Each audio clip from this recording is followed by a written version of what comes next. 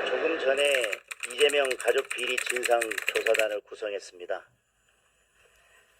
법사위에 주진우 의원이 단장을 맡기로 했고 법조인 출신 의원들과 전문가들이 합류할 예정입니다.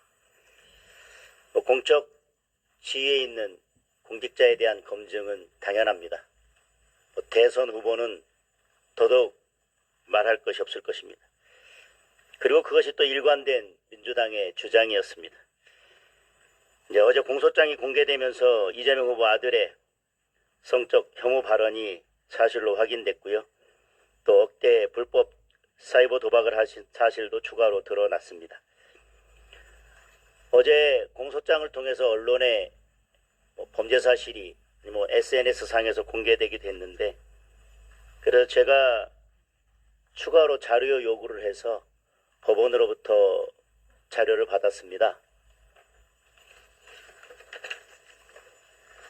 그 내용은 이재명 후보의 장남 이동호 씨에 대한 수원지방법원 약식명령 사건인데요. 상습 도박 및 정보통신망 이용 촉진 및 정보 보호 등에 관한 법률 위반, 음란문헌 전시 사건의 약식명령, 이 결정 결과가 벌금 500만 원이었다는 사실과, 그리고 2024년 11월 26일 날 약식명령이 확정됐다는 내용입니다.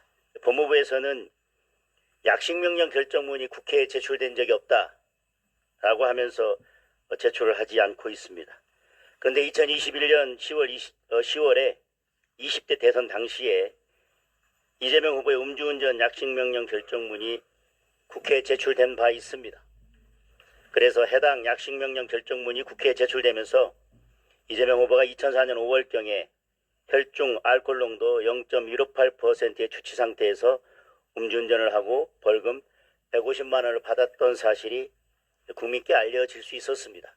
물론 약식명령의 경우에는 벌금액과 확정된 사실만 안다면, 특별한 사실이 없으면 범죄 사실은 공소사실과 동일하기 때문에 약식명령 결정문을 받아보지 않더라도 공소장의 범죄 사실과 동일하리라는 추정은 가능하지만, 법적인 문제가 있기 때문에 국민들께 이 사실을 정확하게 알리려면 법무부에서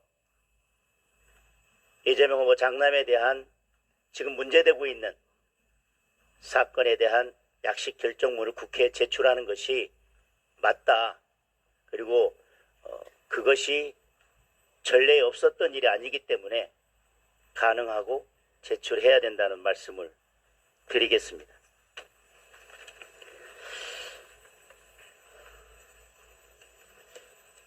지금 이재명 후보 장남의 성적 혐오 발언이나 도박이 문제되고 있는데, 이재명 후보는 이에 대해서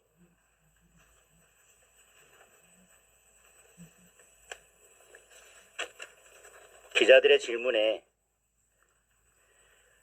국가 운명을 고민하는 선거가 되길 바란다 라는 취지의 답변을 하셨습니다.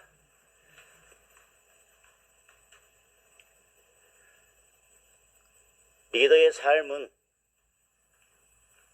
리더가 살아온 삶의 궤적은, 또 그의 주변 인물에 관한 것은 국정 운영과 전혀 무관하다고 할 수 없습니다.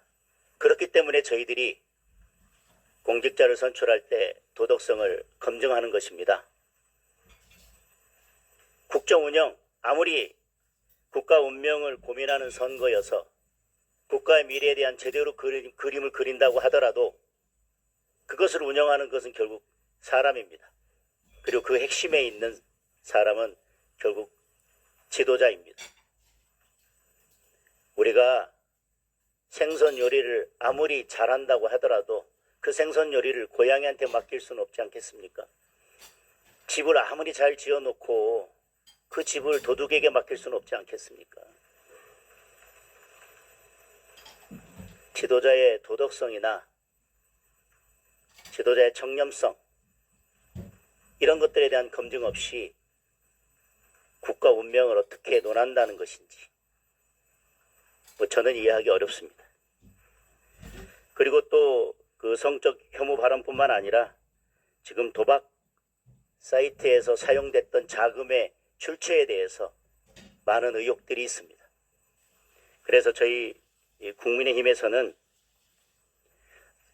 그동안 제기된 이재명 후보 가족의 여러 비위와 의혹, 그리고 최근에 불거진 장남의 성적 혐오 발언, 그리고 도박 자금 등 여러 의혹들에 대해서 밝히기 위해서 이재명 후보 가족 비리 진상조사단을 구성했다는 말씀을 드리겠습니다.